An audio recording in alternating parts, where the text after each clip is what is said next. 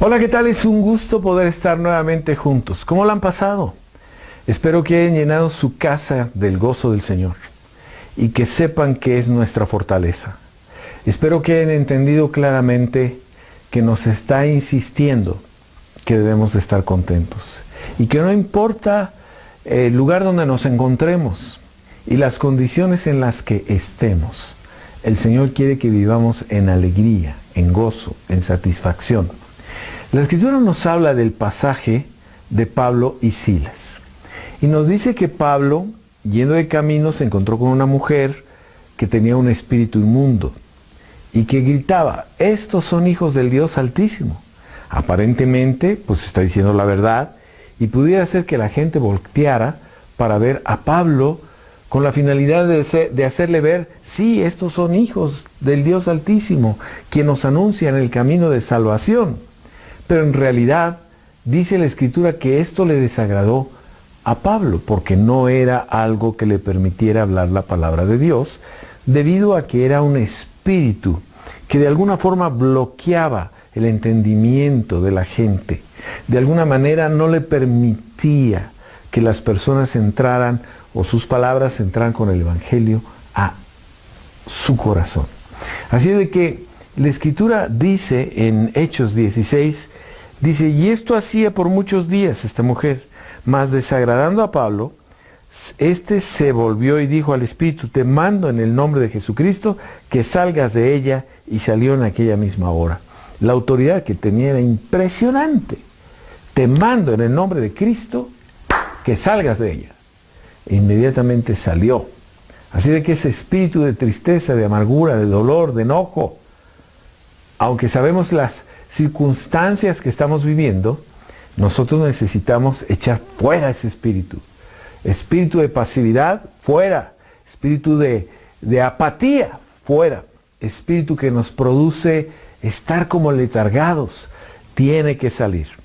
Y esto desagradó a las personas que estaban comerciando con esta chica para que hiciera la adivinación. Los llevaron ante las autoridades, los metieron a la cárcel a Pablo y a Silas. Y la Escritura nos dice que estando en esa condición, cualquier persona que te meten a la cárcel, lo primero que te preguntas es: ¿qué va a pasar conmigo? ¿Qué van a hacer? Y más que sabían que era un siervo de Dios. Ahora, Pablo sabía que esto era un ataque directo de Satanás y comenzó a orar. Dice aquí que lo azotaron con vara. Después de haberlo azotado mucho, lo echaron en la cárcel, mandando al carcelero que lo guardase con seguridad. O sea, por favor, mételo a un lugar donde esté bien protegido, que no se vaya a escapar. Dice: el cual recibió este mandato, lo metió en el calabozo de más adentro y les aseguró los pies en el cepo. Yo quisiera que te imagines que el calabozo tiene diferentes lugares. Supongo que lugares donde podían ver el sol, y supongo que los lugares de más adentro se refiere a donde estaba oscuro, donde olía mal, donde no había tanta manera de comunicarse con los demás. Esto que nos dice la Escritura nos deja ver que está en una condición de temor, una condición de tristeza. Y yo quisiera que te compararas. Estando en la cárcel es equivalente a estar con la pandemia, estar con carencias económicas, estar con carencias de salir a la casa porque tienes a tus hijos ahí, etcétera, etcétera. Y dice la Escritura que se pusieron a alabar al Señor. ¡Ah, qué belleza! Yo no sé si tú te has puesto a pensar qué era el canto que ellos decían. ¿Cuál era la alabanza? A mí no se me puede ocurrir otra más que: para machacarle la cabeza al diablo se necesita el poder de Dios. Para machacarle la cabeza al diablo se necesita el poder de Dios. Machácalo, machácalo, machácalo, mi Señor. Machácalo, machácalo.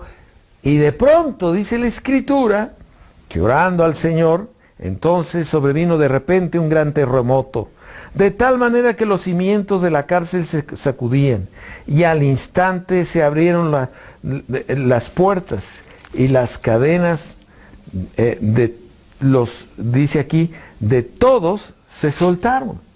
Y el carcelero se espantó porque él era el responsable de todo esto. El milagro fue, cum, cum, las cadenas se rompieron, hubo un terremoto, todo quedó libre por la alabanza y la adoración a Dios, por el carácter y la actitud que tenemos cuando le alabamos y cuando le cuando nos llenamos de su presencia.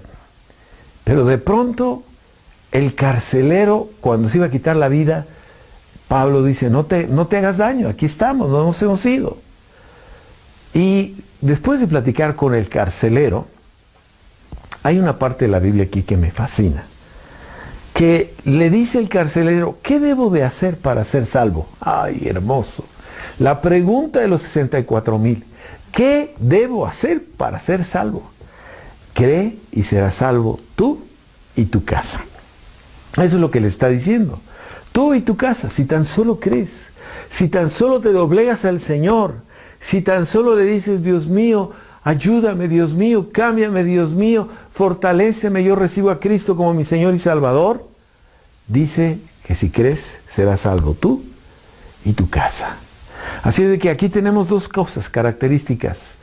En medio de la prisión y del dolor, ponte a alabar a Dios, porque es una forma de oración. Es una forma de rompimiento de las cadenas que pudieras estar pasando, sea cual sea la circunstancia, y es una forma de decir, soy libre, porque alabo al Señor, porque canto al Señor, porque fortalezco al Señor. Y entonces las cadenas se soltaron, el carcelero recibe a Cristo, y yo no creo que solamente el carcelero y su familia, sino todos los que estaban ahí, también tuvieron la bendición de poder recibir a Cristo como su Señor y Salvador. No dejes que las cadenas se queden en tus manos y tus pies. Córtalas, quítalas a través de tus labios y tu alabanza. Dios te bendiga.